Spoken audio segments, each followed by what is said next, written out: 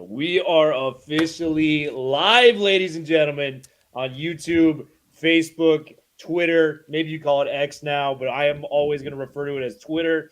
We're going to let some people file in right here. And before we get the podcast started, we got to refer to our great sponsor, Bet Online. Bet Online is the world's most trusted betting platform and your number one source for everything football. Bet Online has every stat, every matchup, and even live odds and spreads to bet on during the games.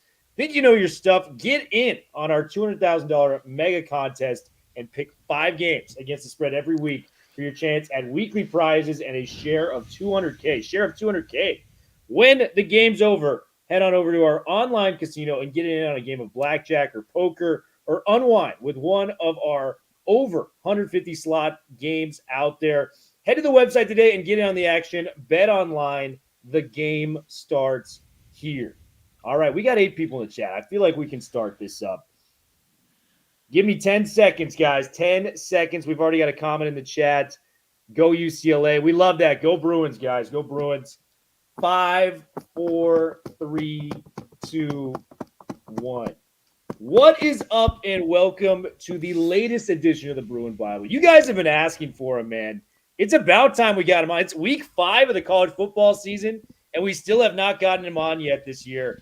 Wayne Cook has graced us with his presence today. We are so grateful and excited to have him on the show.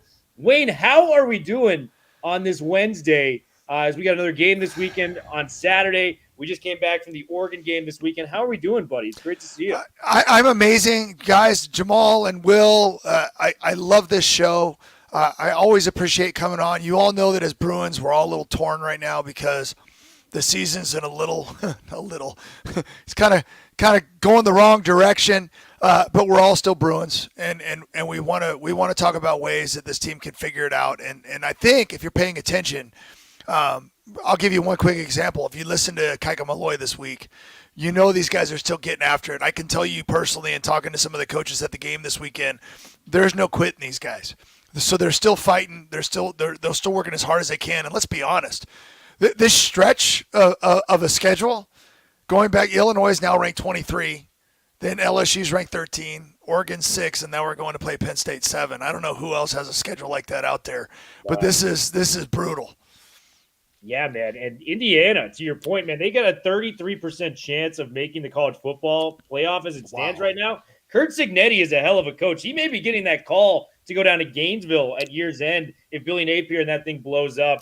But the place we want to start at, Wayne, is I want to start on the offensive side of football for you. This team returned a lot of talent from last year, man. We were notably very high on Ethan Garbers. I know you were as well. He's struggled out of the gate, and I think a lot of the fan base has kind of come after him on, I see some of the negative tweets, some of the negative comments about Ethan Garbers. But what I would respond back to those critics and the naysayers of Ethan Garbers, how many quarterbacks can succeed right now with a dysfunctional offensive line? I don't think there's any way around it. It's been incredibly dysfunctional through the first 4 weeks of action. A run game, Wayne, that ranks statistically speaking. There's 133 Division I teams, 132nd in all of college football, and a complex new offense with Eric Bieniemy out there. And I think the 2 questions I have for you, Wayne, is 1, what have you made of Ethan Garbers' performance thus far, and how can he improve? And 2, when you were a quarterback back at UCLA, when you had the Skip Hickses in the backfield for you and some of these guys, how did the run game make your job easier as a quarterback, leading the offense and leading them down the field? That's a great question, and I can answer both of these. I don't care if we're talking about Garbers. I don't care if we're talking about TJ Harden. I don't care if we're talking about Eric Bieniemy and his offense. I don't care if we're talking about the receivers. If you don't have an offensive line, and I'm going to tell you guys this, it's not just been struggling, it's been bad. And when you have players that, and I can explain this to everybody that's listening a million times. If I know as a quarterback, like if I'm going to count my guys that I've got to block, and I've got 5 guys to block year 4, and I still got a guy in my face when I'm trying to throw the ball, something's wrong. When my tackles are taking pass sets that are in my pocket, I've watched a ton of football. You can't back up 3 steps and be where the quarterback's standing when you engage. You can't do that. And it's happened over and over and over again. We had a play in last week's game where both of our tackles actually backed into our quarterback who was trying to stand in a pocket that he should have had. Because, see, remember, quarterbacks are supposed to trust these guys. We always say when the quarterback puts their head down and starts looking at guys, they're doing something wrong. When you know you have blocking, you're supposed to keep your eyes downfield because you're trying to read the defense. That's how you play the position. And so when you can't trust your guys, it's really hard to play quarterback. And I'm tell you, you asked me about my playing days. I had one of the best offensive lines in the history of UCLA football my junior year with guys like John Ogden and Von Parker and Mike Flanagan and Craig Nowitzki and Stevens. And these guys were amazing. We had fullbacks go for 100 yards in those games. To answer your question about running backs, we literally had a fullback rush for 100 yards. Like James Milner had a couple of games where he had over 100 yards. We had a whole bunch of different running backs: Skip Hicks, Ricky Davis, Sharmon Shaw. All those guys ran for a ton of yards. Okay, and then we still had J.J. Stokes and Kevin Jordan on the outside. So, like, we could do whatever we wanted because our offensive line was freaking amazing. Yeah. My next year, my senior year, we went into a tailspin because a bunch of guys got hurt. And when you don't have your offensive line, and then you have to plug in a freshman receiver and plays at J.J. Stokes, and you have to have a freshman, left tackle and right. All this stuff started happening, and the next thing you know, a quarterback that played in a Rose Bowl was getting booed in the Rose Bowl. What's wrong? Because that's how fans are. And trust me, you guys, I get it. You're mad at Garbers because Garbers is the one out there. I get that. That's part of our job. But I hope, as someone that can relate to this, I hope you guys understand it's really hard to play quarterback. It's like, why do you think so many top draft picks that go to the crappiest teams in the league end up looking horrible? Yeah. It's because those teams suck. And now you're trying to be a quarterback, and there's very few guys that are that good. So I think that answers the Bieniemy question too. And I'll tell you guys, I teased this a little bit off air. I wanted there to be a change at guard a little while back because I thought we were just way too slow and making too many mistakes, and they made that change. I think Prongus getting into the starting lineup, the LSU first half was the best offensive line play I'd seen all year. Yeah. There was one other position that I wanted to see change too, and I had an idea a while ago of maybe moving some people, and because I think Prongus ends up being a left tackle eventually. I think he's athletic enough, he's big enough, he can move, and I think we need that out there. So I'm going to go ahead and tell you guys I think we might shake up the offensive line again. We saw a little bit of it in the game, right? We saw Unije come out a few times. Sometimes it's injury, sometimes it's not. And we saw other people playing, like Jeffers, for example. So I think this is something I've been wanting to happen for about 3 weeks now, and I think we may see it. I can't tell you guys what it is, but I think we may see it, and I'm excited about it because I want more athleticism. We've been way too slow on the O-line, you guys. Like, our guys are just getting whooped. One-on-one blocks they're getting beat. Not all of them, but some of them more than others. And so when that happens, you got to look to make changes. Wayne, to that point, I mean, such an excellent perspective there. What do you want to see change kind of more from a big picture standpoint going forward here? Obviously, you've sort of alluded to perhaps a little bit of shuffling in terms of the offensive line. But if you're Eric Bieniemy, what can you do from a schematic perspective to say, okay, this offensive line is either going to be what it's going to be or it's going to be kind of marginally better? I don't know if we can see kind of transformation in the next 8 weeks. So given that kind of reality, is it more 22 personnel of, two tight ends, two running backs? I mean, do we kind of go old school fullback? Do we bring Anthony Atkins in and play kind of a use check role? Do you bring Bryce Pierre with Matavao and, do you chip a little bit more and kind of maybe do a little bit more play action? How would you sort of approach it if you were Eric Bieniemy saying, hey, this offensive line is either going to be what it is or maybe 10% better, but I have kind of what I have. Now I got to work around it. First of all, that's really smart thing to say. We're not going to see a enormous jump. I think the offensive line is what it is. I think it can be better. I think it's going to keep improving, but we're still going to have to work around it some. You can play more tight ends. You can, you could bring in a fullback, but I personally don't think we're going to see that. From what I've seen, from what's happening so far, I think Coach Bieniemy is going to call the offense he's going to call. More of the changes have been playing guys like Quasi Gilmer, who has shown that he's very athletic. Getting him involved, we see more Carter Shaw. I've said this, and I don't know the story behind it. I'm going to stop talking about it, but Logan Loya, for whatever reason, has fallen out of favor with his team. Yeah. And I haven't figured that out because when he played against LSU, he looked awesome. He looked like the guy that as a quarterback I would want to throw the ball to because he always finds space, but something's going on there. But either way, I'm not paid enough to know what's going on there. But I thought that TJ Harden showed signs of life last week. I think when there's no hole, you get in the habit of always trying to bounce everything. And that to me is high school running back stuff. You can't do that in this league. Guys are too athletic. And so you've got to find a way to find even if it's the smallest little crack in the world, and get positive yardage. Any kind of positive running game will help everything out. I truly think that we could also get Matt Stevens talks about it during our broadcast all the time, and we saw a little bit of this at times. Do the shorter stuff. Get the ball out quick. Everybody does it. These long, slow, over-the-top routes that take forever to develop, we don't have time to throw them. And we're getting our quarterback killed. So get the ball out. Garbers has a nice release. He gets the ball out quick. He can be accurate when there's nobody in his face. So throw some, screens, quick stuff to the outside of the receivers. Don't be afraid to throw a hitch or an out. Garber throws a great out. Those don't take very long. You hit the plant foot and they're gone. So I think quicker passing games, and then just we had several games where, other than Garbers, you guys, we were running the ball like 14 times. Yeah. You cannot be successful doing that. We don't pass block well enough to let the other team know these guys are going to throw the ball all the time. Because especially like we're going to play Penn State. I don't know if you guys have paid any attention to their defense. Yeah. They got some dudes, right? And so we're going to have to block some probably, I would argue, this is the best defense we faced yet, right? This is 100%. And they've got athletes. I don't even want to say their names because there's so many of them. They're just good everywhere.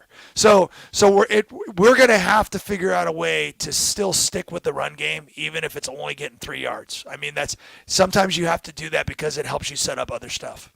Yeah, and to kind of piggyback on your point, they ranked second in total defense last year, fourth this year.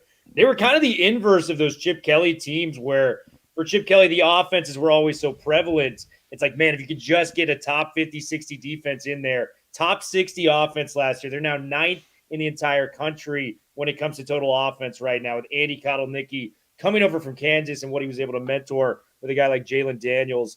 I want to move to the defensive side of the football. And Kaika Malloy made some waves within the UCLA fan base today with, his teared up response, at the press conference. I came away very impressed with the man that he is and how much he cares about getting this right for UCLA football. It's been far from perfect at times, but the stats remain the same. We only allowed 6 points to a really talented Oregon team in that second half last week. We haven't had a sack in 3 games. I think that's problematic. When the first game, we were bringing a lot of guys for extra pressure. I know this is going to trigger some UCLA fans. It brought back a lot of Jerry Azzinaro time period where you brought 6 or 7 guys to kind of come and bring this blitz. Edge pressure has been a problem. Outside of that, I think this defense can be very correctable if everything kind of goes right from a pressure standpoint. Give me your interpretation, Wayne, of the press conference from Malloy earlier today and what this defense can do to maybe get on the right track moving forward to Penn State. I'm a huge Kaika Malloy fan. Like, as a human being, he's exactly what you see. He loves his guys. He's ultra emotional. He cares so much, and he's been a really good football coach too. Yeah. This defense has not been the problem. I think we've pointed it. Yeah, I get it. And he even said it in the press conference. We don't have the guys we had last year off the edge. We just don't. I mean, UCLA hasn't had that kind of talent off the edge in a long time. It wasn't like that was. It was like we just had all these transfers came in and they ended up working, right? And then you still had Carl Jones and some of these other guys that were already here. This year we're moving linebackers to the outside. You're seeing Femi, now basically playing there, and because our inside backers, we have a lot more depth, and you're even seeing Kane come off the edge, right? Yeah. So we're trying to do whatever we can. He also said in that press conference that we're going to start seeing a little bit more of Sharif Say, okay, a guy that was brought in to be a pass rusher, and so they're going to have to throw guys in there, even if maybe they're not up to speed on what they're doing. He said we're going to throw them into the fire and see what we can do. But at the same time, he's aware that he has to manufacture a pass rush, and it's been hard. And here's what's refreshing. He owned it. He's like, it's my fault. I got to come up with better ways to pressure the other team's quarterback. Now, if I had to rank the quarterbacks that we've played from Rourke all the way through Dylan Gabriel, I actually would put Drew Aller at number 4 of the last 3 quarterbacks we faced. I actually think Drew Aller is solid. I don't think he's spectacular. I think he's solid. I think he's on a team that runs the football the way they do and plays defense the way they do. He's just, I think he's good. I'm not saying he's bad at all. I think he's very good, but he doesn't scare me like some of the other guys do. But you still just can't let him sit there and do whatever he wants. So we're going to have to put some pressure on. But you guys, I don't know about you. I think the secondary's been solid. He mentioned it in the press conference. He said, yeah, sometimes when we bring it, we've got to play tighter coverage so they can't hit that 5-yard out. I get that. But at the same time, I'm like, I don't think they've been the problem. The pass rush has been a problem. I have to admit that. These quarterbacks are way too good to never touch. But at the same time, the run defense has been good. He talked about Jay Tawia getting double teamed all the time. We've got to figure out a way to make them pay for that. If you're going to double team that guy all the time, you have to be able to get home somewhere else. Yeah. And Jay Tawia is one of the, and you guys look at the stats, our rush defense is solid, and it's going to have to be this weekend because that two-headed monster coming at us from Penn State is really, really good. But we've been stout in the middle, even after losing Williams. But the pass rush is it. It is. It's like the blocking on one side and the pass rush on the other side have been our main problems. I think we have talent everywhere else. Ramon Henderson's been really good. KJ Wallace has been really good. We saw Addison in that big return. He's been really good. Like when I watch them play along with Jalen Davies and Kirkwood, I'm like, these guys are good. We just need DBs can't cover forever. So if you have no pass rush, it trickles down to every other position. It's even tight ends when they're trying to cover someone, when our linebackers are trying to cover guys, you can't cover forever. So we have to find a way to get to the quarterback. Yeah, Wayne, it's such a great point, and it sort of segues into kind of two-part question for you. One is, how would you go about manufacturing a pass rush? I know you mentioned, does Malloy need to do kind of some more platoon? Will and I have sort of talked a lot about if you can't beat them with quality, can you beat them with quantity and just stay fresher for a longer period of time? I think the Where's Waldo gentleman of 2024 UCLA football is Collins Achempong. We were so excited about him just as a physical specimen in the spring and the fall, and the fact that he hasn't really emerged yet. Is there anything that you're seeing there, kind of question one, to kind of get him more on the field?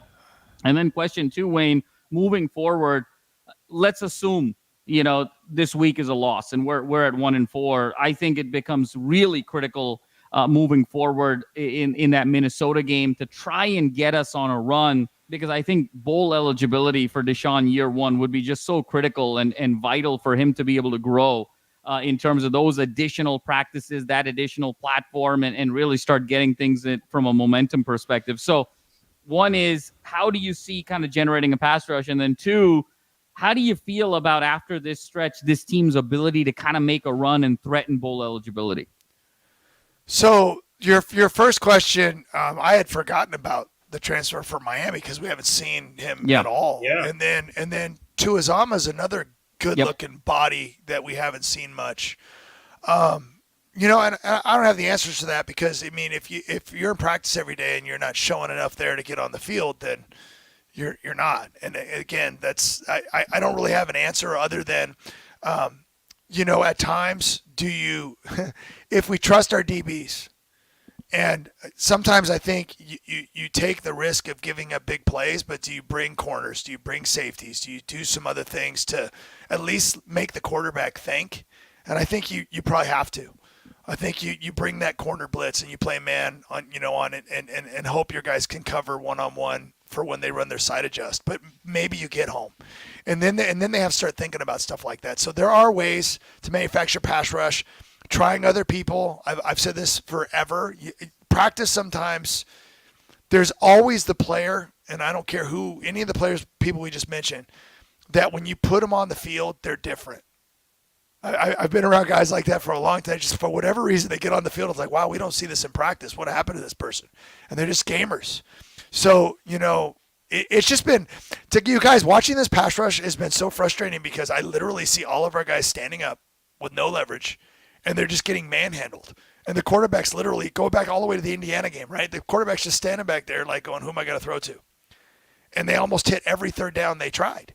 It was just like, it was like we were good, and then 3rd and 5, 3rd and 6, every freaking time, and we couldn't get home. And then as a coach, you're going, do we drop back in coverage? Do we bring people? It's always that mix. And believe it or not, what's been really sad is no matter what they do, they've been wrong.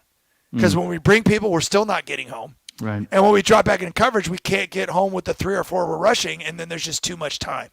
So I don't have the answers. I'd be making, million or two a year if I had those answers. But I think maybe bringing some safeties and corners at times. But you have to be smart when you do that. You really have to be smart when you do that because you could be exposed. So that's important. I forget, Jamal, the second part of that question. Just how you feel about the possibility of a run. Let's assume this is 1-4, and now we start kind of getting out of the murderer's row. And Wayne, to your point, I mean, 4 straight ranked opponents. Right. I don't think there's a team in the country, maybe Florida at the end of the year in the SEC. Outside of that, this is the hardest 4-game stretch of anybody in the country. And so can you, hopefully they sort of still stay together, sort of emotionally and mentally and locked in. And I think that's what we're seeing from the Malloy press conference. But what do you think is kind of the likelihood of a run moving forward there? We got some winnable games that we, Minnesota, Iowa, Fresno State. I mean, there's some games there that we could maybe go on a run. How do you think about the back end now? So first of all, thank you for reminding me. I'm getting older. I love that question because I had the same thought. I even wrote it down. I'm like, how do we get 6? How do we get 6? And after this week, even though the odds makers are probably going to make us underdogs on a lot of these, which by the way is dumb to say that for the rest of the year because things might change, right? Maybe we have a couple of good games now. People are like, okay, maybe they're not that bad. Maybe those other teams are playoff teams. We might have just played 3, playoff teams in a row. We might, and we might be going into 4. I mean, that's nuts. And so 2 top 10 teams in a row if you count Oregon. So to me, it was and I asked Deshaun Foster about this on Bruin Insider this week. I asked about the attrition because, I always have told people if you play in a Power 5 conference, you play 9 conference games. And you have that part of your schedule where it's usually only 2. Maybe, you have a rough stretch, but it's not this. I can't even remember a time when we've had a stretch like this, to be honest with you, especially since we thought it was going to be 3. But now we know what Signetti's done with Indiana and how good they are. I mean, I'm telling you guys, that Surratt, that receiver, is freaking good. That guy, I watched him before that game, and I went, this guy's amazing. He's one of the best receivers in the country. And then I watched work, and I went, oh my gosh, this guy's amazing. And then I'm watching the way they're just really good and they're really well coached. So they're going to keep winning. They're going to keep winning. They're a good team. But anyway, it's getting through that healthy. Yeah. And getting through that, and when I say healthy, it's a complicated word, right? Because we can have mental health too. So the physicality of it, we already have lost some people. We know Garber's, we don't know what's going to happen. We might see Justin Martin this week. I even threw out into the atmosphere that do we think about Nick Billups, who's a little bit more mobile? Because remember, Justin Martin's going to be a thrower first. It's he's a tall, he can move, but Billups is a little bit more squirrely when he runs, and he can throw too. I just don't know how well he knows the offense. I don't know. I just always think about these things because when you're not blocking well, you go Michigan, right? You're like, okay, we're just going to play orgy and we're going to run the crap out of the ball. Problem is we're not running the ball well either. So I know that's probably not a solution, and we hope Garber's plays, but you got to think about this stuff when you're trying to get out of a slump. But I want us to be healthy because then when you get in, and we can name all of them, even Iowa. Iowa's not as good as they've been, especially defensively. They're still really good, but they're not quite what I think they've been on that side of the football. They are scoring more, though. So that Friday night game's probably of the stretch we have left, and I'm going to ignore SC. I would say Iowa's it. Washington's not quite what they were. That's another Friday night game, by the way. We got 2 of those up in Seattle, but gosh, they're playing defense. Have you paid attention? They're not bad. So Washington's not bad. Minnesota, they fought back. That last week's score was misleading, right? They got some points late. Minnesota, that's good though. I'm just telling you, they're all good. Fresno State's just got whooped. Okay, so we'll see what they are. But my point is that there's a bunch of solid teams left. But if we figure out, remember the first half against LSU, which was fun, right? It's the most fun I've had this year. And the second half, that third quarter, especially against Oregon, I actually thought was pretty good football, especially defensively. We're just making too many stupid penalties and bad snaps, and all this stuff that could go wrong seems to go wrong. But we have moments where we've shown that if we can just put this together, we can compete. And like you said, a little bit lower level of competition. And the mental part of it is, let's say you get a win against Minnesota and you actually play your most complete game and you have your least amount of penalties. Shoot, we have special teams this year. That's exciting. punting's been great. Field goal kicking's been great. Let's get in a game where we need those things, right? Where we need those things. So, like, the idea is that if we get and we clean that stuff up, I agree with you. I'm not throwing away this weekend. Anything can happen in college football. But there are wins out there if this team keeps fighting and mentally they actually believe they can do it, because I think that's really, really important.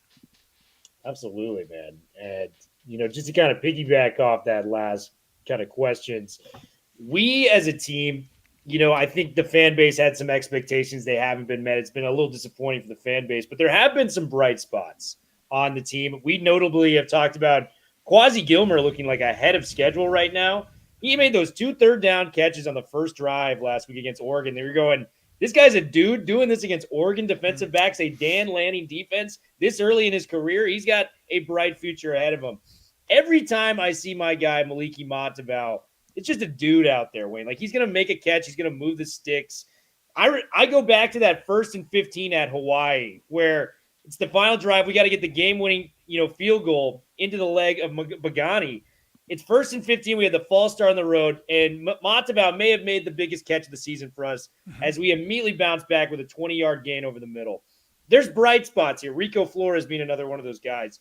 Who are some of the players that have stood out to you that you're impressed with? I know you just doted on the special teams. And what players need to step up if we are able to reach bowl eligibility by the end of the year, Wayne? This would remind me of a different era with if I started with Richter and Bagnani and I said no, we're not going to do that. Although Richter has been good.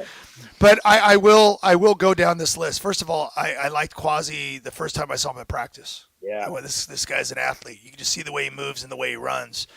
And you can see it. He's also a guy that wants the ball. The problem with, and it goes back to the offensive line play again, is that, Matavao, who I also love as a player, should be getting more.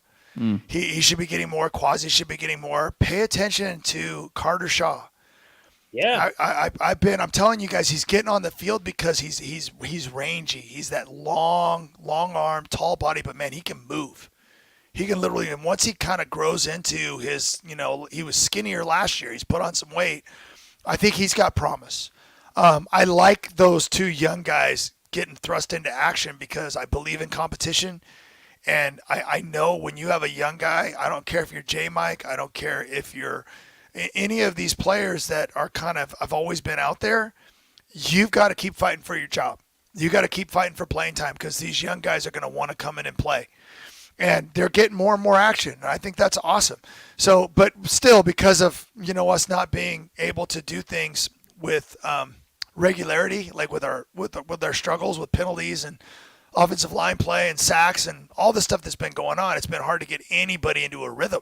I'd like to see a receiver I'll go back to the LSU game. I thought Logan Loya having the 4 catches and a touchdown. I was like, that was one of the best stat lines I'd seen. I'm like, so I would like to see more of that going forward. I'll point out on the defense, I'm absolutely enamored every time I watch Jay Toia play.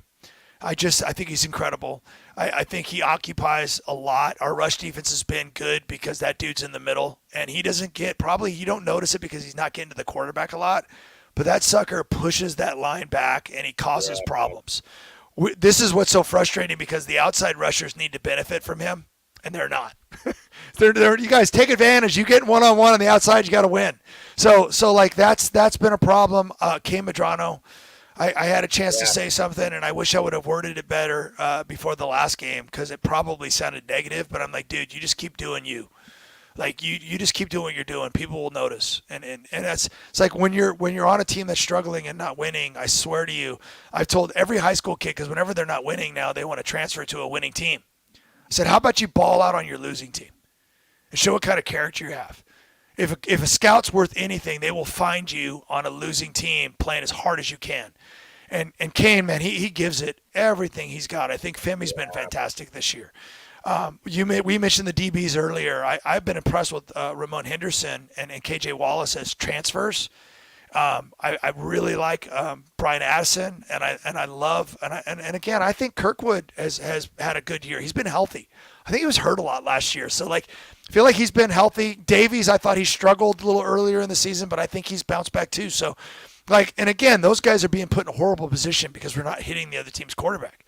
You look at our quarterback, Garbers is covered, and whatever the field is, and he's just like looks like he's been beaten, and the other quarterback is like hasn't been touched. He could probably hang his jersey up and wear it again the next game without washing it. So like we got to hit those guys a little bit. So there have been some players. I was happy to see TJ kind of show a little spark last week. Looked like he was a little bit quicker and running with some enthusiasm. But no, those guys that I mentioned, the first ones, especially on the defensive side, I think those guys have looked really, really good. No, it's great insight there, Wayne. I'll ask you kind of maybe the inverse of that question a little bit, along with kind of a part B as well. I've been a little bit puzzled to sort of your earlier point on who's kind of getting on the field and who's not, right? And, we talked about Loya. I mean, the fact that Sturdivant, isn't even getting targeted in some games, is sort of puzzling to me. I think we made such a big emphasis on getting Keegan Jones back from UConn, and it feels like his usage rate is still really low.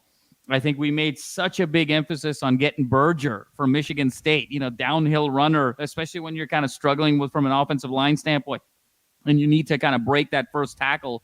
Why isn't Berger kind of getting on the field? And so what are you maybe seeing, kind of question one, on what is sort of the criteria, being very close to the team, that you're seeing of how guys are kind of getting on the field versus guys that are not? Is it something that the enemy's looking for from kind of a weapon perspective, or is it something in terms of how they're practicing? Because I'm still trying to crack that Da Vinci code of who's kind of getting on the field and who's not, because it's a little kind of perplexing to me moving forward. And then part B, kind of a provocative question. Would you sit Garbers this week? And almost say, look, we're going to be 1-4, but I need a healthy Garbers if I'm going to try and go to 6 wins, versus getting them out there at 75, 80% and then risking further injury. And then I think to the earlier point, we saw all these guys in the fall and the spring. I think there's a big drop off at this particular stage between Garbers and our next set of quarterbacks. So, is it maybe, hey, we give Jamar to start in Happy Valley and give him, some experience going into next year's quarterback competition, and we heal up Garbers to really try and make that run? How do you maybe think about that? So those are great questions, and the first one, I'm going to keep saying the same thing over and over again. I think that they're better in practice, and we see. I think we've even heard, if you've paid attention to what Coach Foster talks about, he's talked about it. He goes, we're doing these things right in practice, and we're getting under the lights or out there on the stadium, and we're just not executing. So I think the players that are playing are the players that are doing well in practice. The Da Vinci Code comment, that was clever, because I trust me, I've been standing on the sidelines wondering the same thing sometimes. I'm like, wait, what's going on? But the problem is all these plays that are drawn up to be excellent don't work if your guys up front don't do their job. And so, like, I don't care which running back it is, whether, any of them. Keegan's had moments, right? They've all had moments. I mean, we've even talked about Frias getting a chance. See who can do it, but when the hole's not there, it's just frustrating. I mean, I've watched 2 particular offensive linemen be so off this year. Like, I'm like, oh my gosh, getting out of their stance late, like going the wrong way, 2 people blocking someone where someone's running right up the A gap. And I'm like, man, that's a mental toughness problem. And when you have players that can't stay mentally tough in football, you're in trouble. And that's why I'll go back to the beginning of this. I think we might see even more changes. And I think the coaches are trying to find that perfect 5. And part of this goes back to the previous, what was this staff? What did this staff inherit? You know what I mean? And I'm not saying we don't have a ton of good players, because we do. We have a ton of good players. But it feels like that position was probably a little thin, right? The O-line was probably not where we needed to be recruiting over the last few years to have some depth and to have more competition and talent. And then sometimes you bring in transfers, and sometimes that works, sometimes it doesn't. But when I'm watching the film and I'm seeing guys getting whooped, like, and not just whooped, but like missing entirely, and it's like a lot. And then you start looking back at, like, how often are we actually on the field? I mean, coaches have talked about this a lot. We're not on the field enough. The defense is on the field a ton. We're not on the field enough to really get anything going. And then when we do block, there's a holding, And again, some of the same players that I'm referring to will get a hold and then another hold, and it's like you can't play if you can't block and you're holding also. It's really hard to keep you on the field. So, again, I swear I love UCLA. I love all these players. I root for every one of them to like. Trust me, I always tell the story about how after we played Nebraska, my junior year, our Rose Bowl year, and Coach Smith flat out told the whole team that the quarterback play wasn't good enough. And I say that for a reason because I wasn't being babied. I wasn't being coddled. I didn't go up and say, hey, man, I'm transferring. I said, screw you. I'll show you. And I had 11 touchdown passes in the next 3 games. I went 3, 4, and 4, which at the time was a record for UCLA. So I responded. So if you're going to get called out, frickin' respond. Don't go talking to your parents or start thinking about transfer. Play better. And I think that's the whole idea about being a competitor is that, and trust me, guys, I had gone through much worse than losing to Nebraska by 1 point, which, by the way, that team played in for the national championship that year. I had gone through losing streaks at UCLA, and it hurts. And trust me, I've been booed at the Rose Bowl. I know how it all feels. But as athletes, we're taught from when we're little kids, you can't let that stuff get to you. You have to be mentally tough. You have to be. And you have to keep fighting, and you have to keep battling. And when you do that, things typically will turn around. But you can't feel sorry for yourself. You can't stand on the side by yourself. You got to be that great teammate. I know I'm rambling right now, and you guys know that I do this, but I just think it's so important. And from what I'm hearing from the coaches, the players are fighting. They're still fighting, and they're still together, and they're still a team. So all this stuff I'm talking about, it sounds like they have that mental toughness. And it sounds like, and this is not coming from a guy that won every game he played in. I did not even close. My high school teams were actually really bad. You just keep fighting. You just keep showing up every day and giving it the best you can, and that's all you can do. Yeah. No, really well said, Wayne. No, and hopefully we get you in the locker room here, but pregame. I'm ready to run through a wall here, Wayne. Come on. And then Wayne, I'll hand it back over to Will, of course. But thoughts on Garbers? Start. What do you think maybe is the best thing to do strategically? I think if he's ready to go, you go with your starter. I don't like sitting a guy to protect him because that's almost like waving the white flag, right? So you don't want to do that. If he's hurt though, in this pass rush being what it is, I admire Ethan so much because trust me, as a quarterback that's gone through struggles, to get blamed for stuff that when he's limping into the locker room at the end of the game is probably as sore as you can imagine after every one of these games from all the hits he's taken. And to be honest with you, he's been asked to run a lot too. And, I feel for him. I don't think we're really seeing what he could be if we had, more time for him to throw the ball. So I feel bad for him. But I will say this, though. If he is not capable of being able to be mobile in this game, again, you guys have seen Penn State play, correct? Yes. that number 11, it's always number 11, right? That number 11 going all the way back to like LeVar Arrington, right? Exactly. Going all the way back. That number 11 is coming, and it's Carter, right? So he is really good, but he's not the only one. I watched the Illinois game, and they actually stymied him a little bit. But they got other people coming from every direction, and they don't have their names on the back of the jersey. They're just a bunch of black uniforms coming right at you. And if you can't move a little bit, because that's a strength, in my opinion, it's one of the things Garbers does well. He can throw it, but he can also move around a little bit and be effective with his legs. If he's really limited, then I think about it.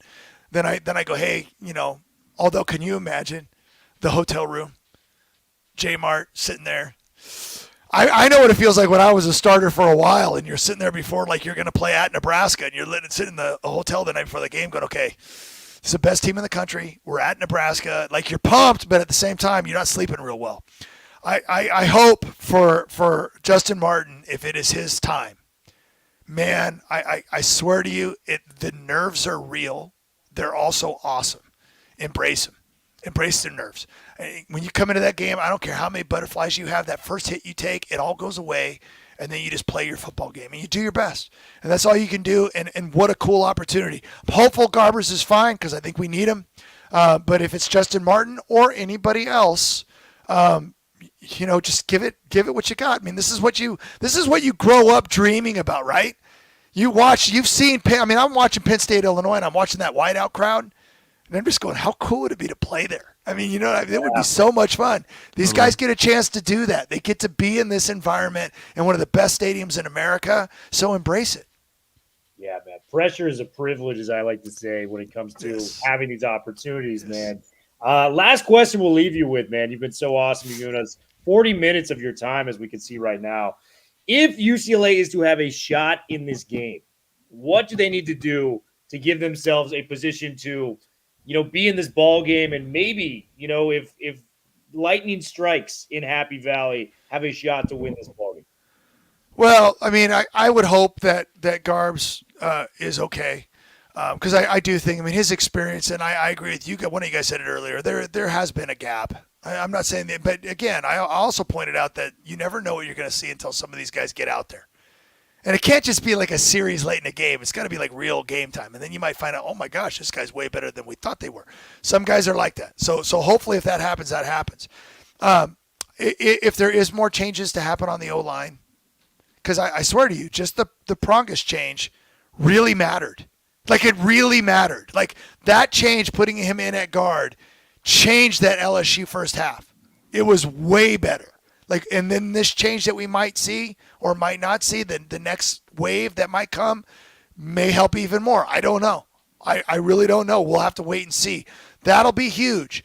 On the other side of the ball, when you look at the two running backs, 10 and 13, Singleton and Allen. Yep. I mean, this is a run. This is a run game. They're going to want to run the football. And if you remember the second half of the LSU game, remember we were pretty good, but then they started pushing us around a little bit. We got tired, and that run game kind of took over. This is a much better running team than that. From what I've seen, I feel like Penn State's probably better than LSU. I think that they always have linemen that can block. I just watched a thing on Singleton bench pressing, kind of like not bench pressing, but squatting like Saquon. He can't do quite as much as Saquon, but he did, like, they gave this stupid number and he did, and then like, oh, and by the way, he did it 5 times. I'm like, ooh. So there's gonna be some grown men running the football in this game. So Jay Tawia and the linebackers are going to have to, Cam Medrano and company are going to have to really do a good job up the middle, because if they can run the ball, and then that's when Drew Aller's in his element and he can do play action and stand back there and throw. I would say pass rush, but I think it's more important to be a run-stopping team in this one. So be good against the run, and then, find a way to block and give our offense a chance to do something. If we can move the ball, I'm telling you, it's infectious. If they can do some things on offense, and we saw it in how exciting was the LSU game, because the offense got 17 points and a half. That's the most we've scored all year, you guys. That had everybody pumped. You can feel it on the sidelines. The crowd was into it. The defense was into it. It helps the whole team when that happens. So I think that's going to have to happen too. Awesome. Well, Wayne, dude, thank you so much for coming on as always. It's always great to get insight. As we like to say, man, you're our only guest right now. We're going to make that, moving forward, man. So thank you so much for coming on, man. Always a pleasure to hear you guys. Thank you all for tuning in. We had an absolute blast with this. We're going to do more lives throughout the season. Stay tuned. We might even be able to get Wayne to join us for a couple more guys. So stay tuned for those. You guys, if you guys are traveling to Happy Valley this weekend, tell us how the atmosphere is. Wayne, are you going out to Happy Valley this weekend? Absolutely, man. I'm on a dude. The trip, like I haven't not been on the sidelines at a UCLA football game in over 20 years, guys. Oh, so man. The trip is weird. It's all the travel and the driving and it's pretty crazy, but I can't wait. I cannot wait. It's going to be an absolute blast. Well, Bruins, 4's up. We will be talking to you very soon. Stay tuned for a live after